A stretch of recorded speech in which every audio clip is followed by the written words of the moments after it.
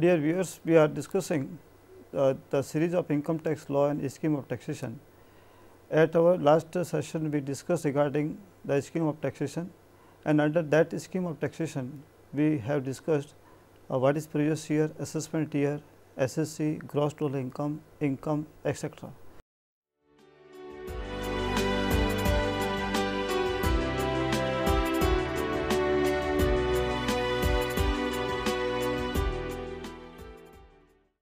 Now, today I take up casual income, agricultural income, tax evasion, tax avoidance and tax planning. So, first of all I would like to take up the casual income. Now, casual income is that income the receipt of which is accidental and without any stipulation. It is in the nature of an unexpected windfall. It means if any income has taken place on account of occurrence of unexpected event to the favor of an assessee, and if we get something out of that, this is considered as casual income. For example, lottery winning, crossword puzzles, playing cards, gambling, etc. If an assessee wins a lottery winning, this is considered as casual income, and so in the case of reward if he receives in case of crossword puzzles, this is considered as casual income. Now, so far as casual income is concerned, it is always of non-recurring nature. Maybe an assessee is in habit of betting regularly, but if he gets income of incurring nature, this is casual income. It means casual income is always of in recurring nature. Now, there are some certain provisions which are applicable in respect of casual income. First is expenses incurred for earning casual income are not deductible. It means whenever we calculate income from business and profession, we are permitted to deduct some certain expenses which are enumerated under section 30 to 37, but that is not so in case of casual income. Once we earn the casual income, it is quite taxable. For example, if you purchase lottery ticket and you get some lottery winning, but cost of lottery ticket is not deductible from winning from lottery, it is quite taxable. So, we can say all expenses incurred in relation to casual income are not at all deductible. Second is casual loss is not permitted to be set off from neither other casual income or not from any other taxable income. It means once casual income has taken place, it is taxable. Sometime what happens, if you suffer loss heavily in horse racing, but this is not allowed to be set off against other casual income. It means casual loss is not to be set off against other casual income, and casual income once has taken place is taxable irrespective of volume of other income. Now, casual income is not allowed to be used to set off losses from other source of income. It means if there is loss from other source of income, but this is not permitted to be set off against casual income. It means once casual income has taken place, it is subject to taxation, and tax is paid at the rate of 30%. Now, it is taxable at the rate of 30% plus 3% education cess. The effective rate of tax is 30.9%. It means whenever you earn that casual income, it is always subject to taxation. Suppose if you earn only 10,000 as casual income in the previous year and there is no other income, but this is taxable, and this is to be paid at the rate of 30.9%. Now, so far as deductions which are available under section 80C to 80U are not allowed from casual income. It means whenever we calculate gross total income, that comprises of 5 heads of the income, and casual income may be one of the part of the gross total income, but whenever we calculate total taxable income, deductions which are available under section 80C to 80U are not permitted to be deducted from casual income. It means this is one of the limitation, this is one of the, we can say, limitation of the casual income, and these deductions are not permitted to be deducted from casual income. Now, so far as TDS is concerned, the TDS applies if income from horse racing exceeds 5,000 and rupees 10,000 in respect of lottery winning and crossword puzzles, etc. It means if you earn horse racing, the income is not more than 5,000, this is not subject to TDS and will be getting as it is. And so, in the case of lottery winning, if you earn the lottery winning and this is not more than 10,000, then this is not subject to TDS. But it does not mean that it is exempted, you have to pay the tax, but application of TDS will not be there if horse racing is restricted to 5,000 and lottery winning is not exceeding rupees 10,000.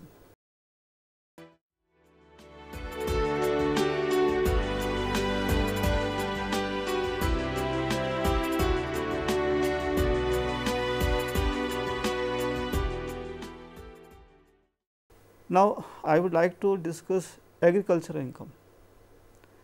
Now, so far as agricultural income is concerned, it is exempt from income tax under section 10 subsection 1. It means, if an assessee earns agricultural income in the previous year, it is not subject to taxation, it is fully exempted from tax.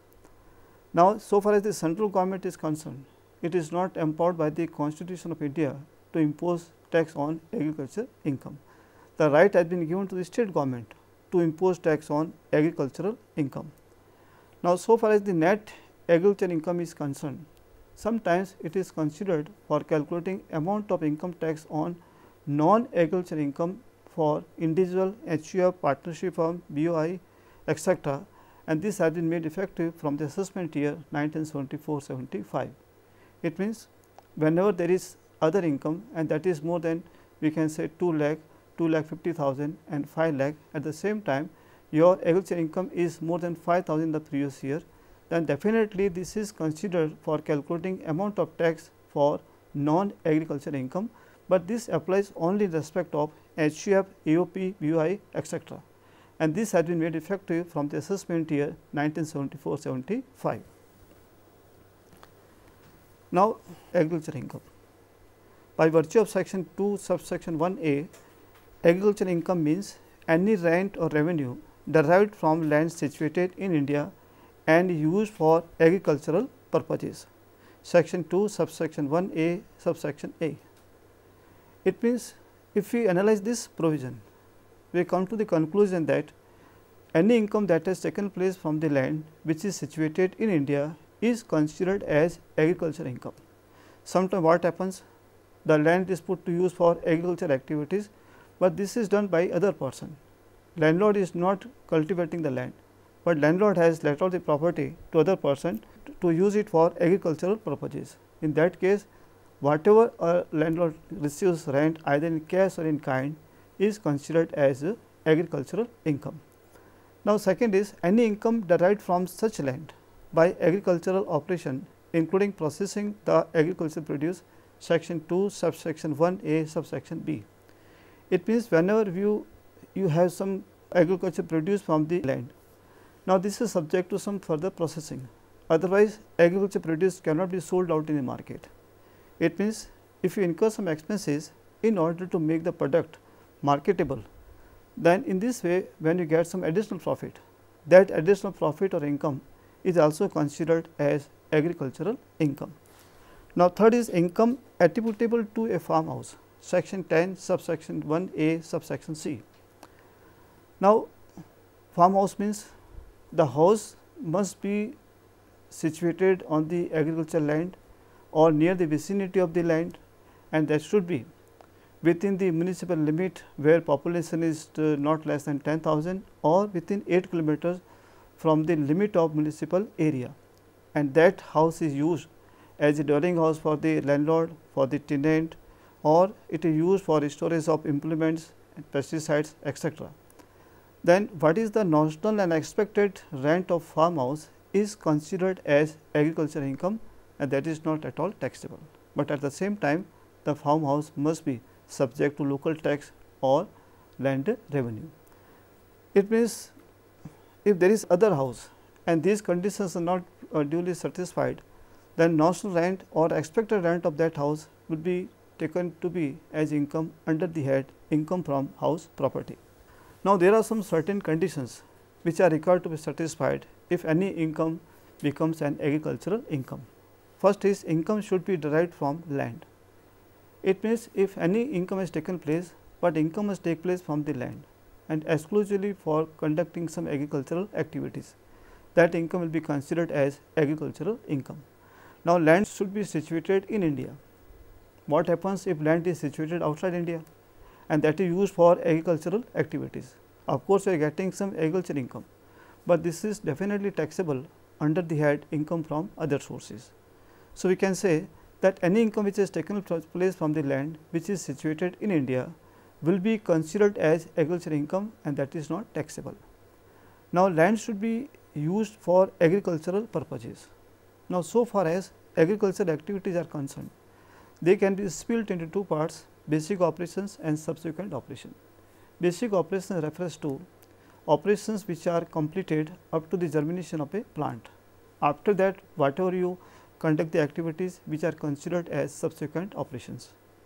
If any agricultural produce has taken place not by conducting basic operation by the assessee and then income has taken place, this is not considered as agricultural income.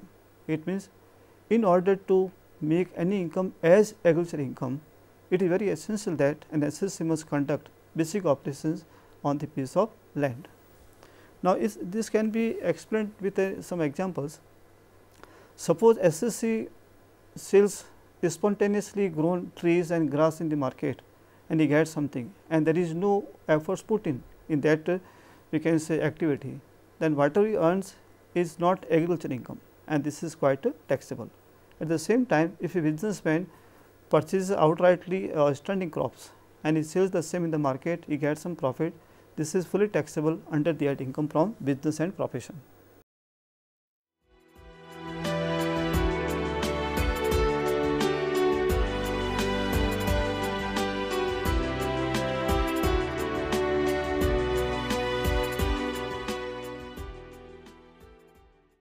We further discuss the partial agriculture income and partial business income.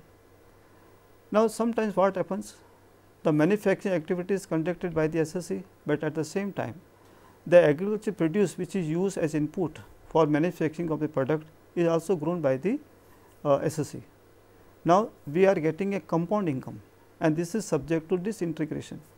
It means some part of the income is attributable to agriculture income and some income is considered as business income.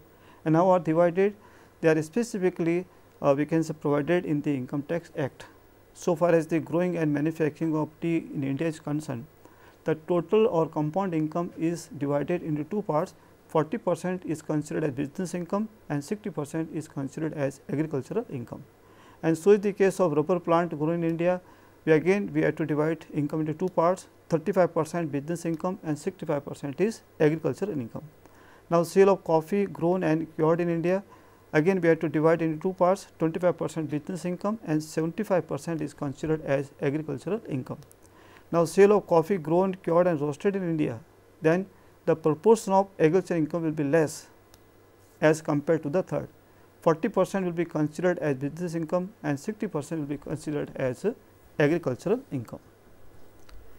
Now, sometimes what happens, there are no certain provisions given in the act how we can disintegrate the income into two parts.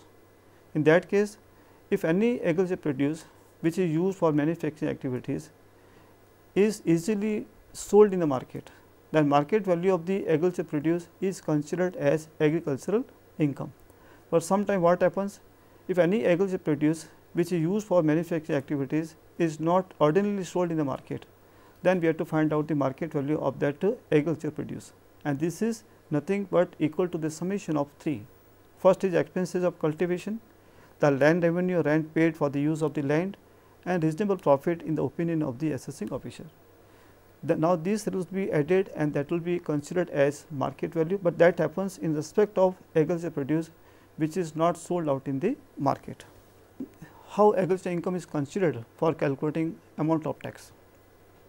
As we have discussed earlier, that so far as agricultural income is concerned, it is not taxable, but in some cases it is taken into consideration for calculating amount of tax in respect of non-agricultural income, but that applies only for HUF, BOI, EOP and individual.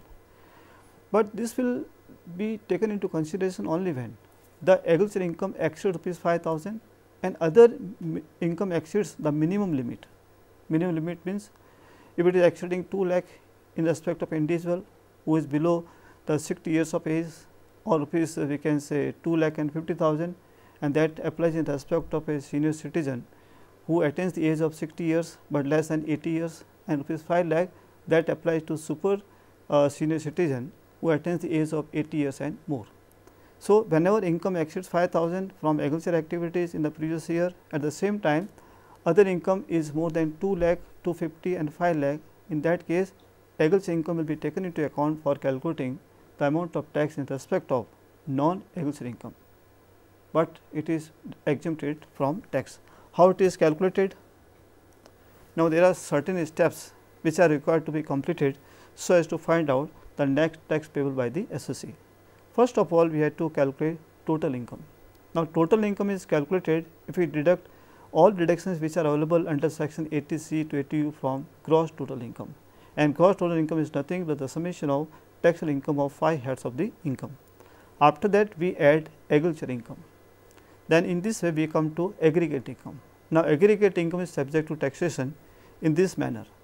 If aggregate income includes casual income, this is taxed at the rate of 30%, and it also includes long term capital gains, it is taxed either at the rate of 20% or at the rate of 10%.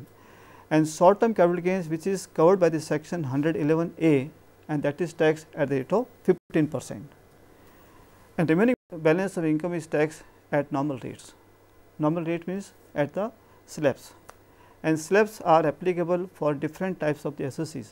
In case of individual, there is no tax up to rupees 2 lakh, 250 in respect of a senior citizen who attains the age of 60 years, but less than 80 years, 5 lakh for a super senior citizen who attains the age of 80 years and more. And these are applicable from the assessment year 2013-2014, say 2012 and 2013 as a accounting year. In this way, we have the total. Now, total is subject to education cess, and that is 3%. 3% means 3% of the total amount of tax. In this way, we come to gross tax liability.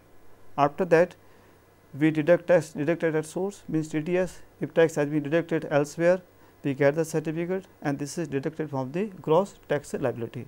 After that, you have paid already tax in advance. This is also to be deducted from the balance of the tax. In this way, we come to net tax payable. If net tax payable comes to be positive, we have to pay. If that happens to be negative, it is refundable. Now, there are some certain instances in which apparently it seems to be agricultural income, but this is not agricultural income. They are considered as non-agricultural income. For example, income from mining royalty is not agricultural income. Income from self-grown grass, because there is absence of efforts put in by the assessee, therefore, it is not non-agricultural income. Now, income from sale of earth or for brick making, of course, this income is taking place from the land, but that cannot be regarded as agricultural income. Now, dividend from a company agriculture, it means if any company which is involved in agricultural activities, it earns some income. Of course, this is agricultural income, but out of that income, the dividend is distributed among the shareholders. Dividend received by the shareholder is not regarded as agricultural income. Now, income from interest on areas of rent of agricultural land. If land is let out for agricultural activities, if there is delay in making the payment of rent, now landlord charges some interest on that area of rent. Rent, of course, is taxable under that, is considered as agricultural income, but interest is not regarded as agricultural income. This is quite taxable, and that is shown under the head income from other sources. Now, income from supply of water for irrigation purposes. Sometimes we have got surplus water that can be supplied to other, we can say, farmers and landlord, we get something out of that. This is taxable, and this is taxable under the head income from other sources.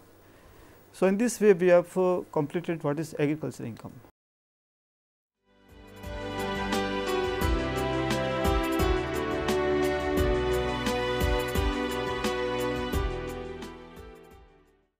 Now, I switch over to what is tax evasion. All methods by which tax liability is illegally avoided are termed as tax evasion. It means, if an assessee has adopted those measures which are illegal, anti, we can say, national, not as per the provision of the act, so as to reduce the tax liability, is considered as tax evasion. It is punishable, and prosecution can be initiated against tax evaders. Now, in this context, we can say that payment of tax evasion necessarily means to try illegally to avoid paying the tax. Tax evasion takes place with an exclusive purpose to be away from tax liability, but this is not legitimate, it is illegal. So, that is penalized by the under the Income Tax Act. Now, tax evasion may involve unrecorded sales. It means, now we are discussing there are some measures by which how tax evasion can take place. Sometimes sales are taken place, it is concealed, it is not disclosed to the authorities. In this way, the amount of profit will be less, and so far as the tax liability is concerned, that will be also the minimum. Now, charging personal expenses as business expenses, it means assessor has incurred some expenses which are purely personal, not related to the business activities, but sometimes they are shown as business expenses by the assessor so as to reduce the profit. In this way, the tax liability can be reduced. This is also illegal, and at the same time, sometimes what happens, by showing excessive salary payment to near relatives. The relatives are appointed in the business entity and they are paid salary, but salary so paid is less as shown in the vouchers. It means salary is shown excessively as compared to what is actually paid to the relatives. This is also the case of tax evasion.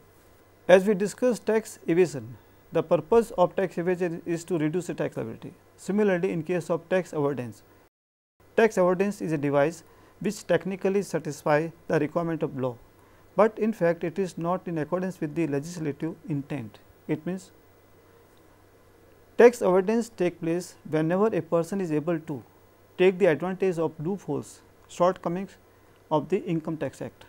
If there are some, we can say, lacuna, there is some loopholes in the act and they are used by the assessee for his benefit, then this exercise is called tax avoidance. Now, this can be explained with a very unique example. If husband transfer his property to his wife in absence of adequate consideration, then income so arising from that property is clubbed with the income of husband, and this is taxable in the hands of husband. So, there is no question of tax avoidance. But in case of Karta of HUF, if he transfer any property out of fund of the HUF to his wife as a gift, then property so given will remain with property with the wife, and income so taken place will be taxable not in the hands of the Karta, but in the hands of the wife. So, this is the case of tax avoidance. Now, these are some features of tax avoidance. Legitimate arrangement of affairs in such a way so as to minimize tax liability. It means we have to make arrangement under the legal framework so that we can reduce the tax liability. Tax avoidance is not a tax evasion, as I told you earlier, and it is therefore not punishable. And there is no mala fide intention involved in tax avoidance. This is an attempt to take the advantage of loopholes in the law.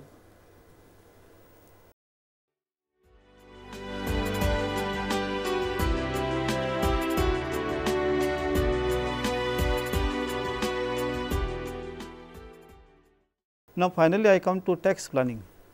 This is quite different from tax evasion and tax avoidance. Tax planning means it is an arrangement of one's financial affairs by taking complete legitimate benefits of all deductions, exemptions, allowances and rebates, so that tax liability reduces to minimum. It means tax planning is quite legitimate. A person tries to get all the benefits which are available under the Act, and he can claim deductions from section 80C to 80U, he can go for exemption, he can claim allowances after satisfaction of some certain conditions. In this way, he can reduce the tax liability. It is quite legitimate, and it is, we can say, in the interest of the nation, and that helps in national development and economic development. Now, tax planning definitely is aimed for reducing the tax liability. Just I take out an example. If individual has earned the income rupees 2,50,000, but is able to make the investment under section 80C or rupees 50,000. In this way, income will be reduced to 2 lakh. There is no question of tax. So, this is a case of tax planning, and this is quite legitimate, legal, and with the framework of the law. Now, these are the essential features of tax planning. Now, it comprises arrangement by which tax law are fully compliant, as I told. Transactions do not take form of colorable devices, they are very clear, and there is, we can say, specifically compliant with the law of the Act, and there is no mala fide intention involved in this tax planning, and there is no intention to cheat the legal spirit behind the tax law, because provisions are apparent and they are used by the assessee so as to reduce the income. In this way, the tax liability will be minimum.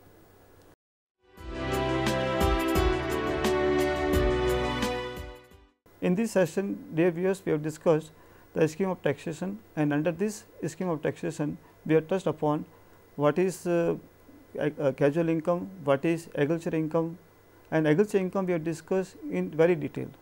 We have not only discussed how we can disintegrate agriculture income from compounding income that has taken place if there is involvement of agricultural activities and non-agricultural activities. At the same time, we discussed how to calculate tax liability of an assessee if non-agricultural income exceeds rupees 2 lakh, 2,50,000, 5 lakh, and at the same time agricultural income exceeds rupees 5,000 in the relevant previous year.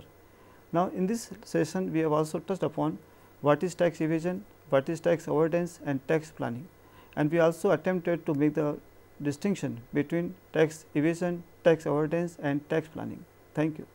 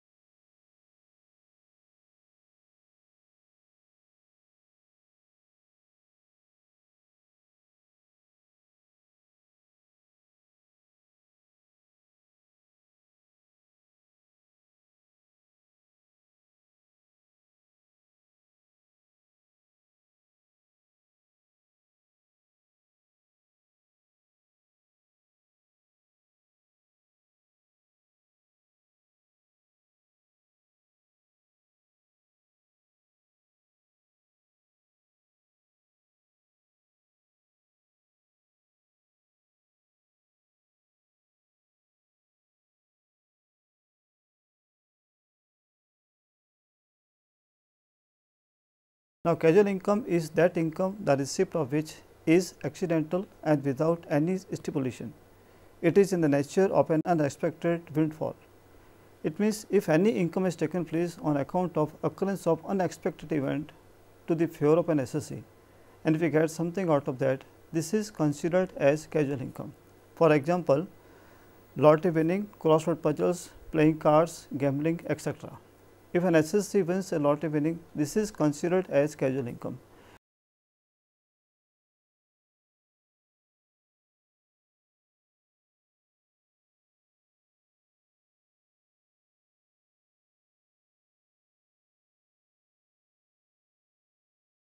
Now, I would like to discuss agricultural income. Now, so far as agricultural income is concerned, it is exempt from income tax under section 10 subsection 1.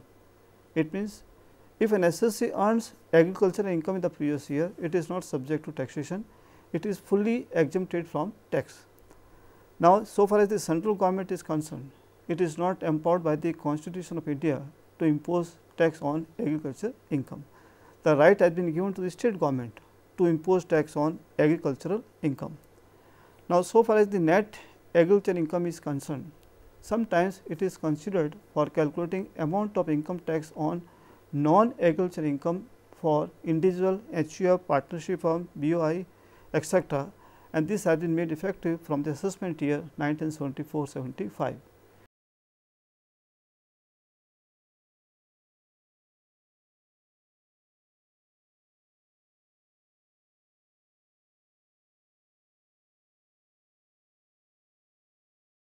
Now, I switch over to what is tax evasion.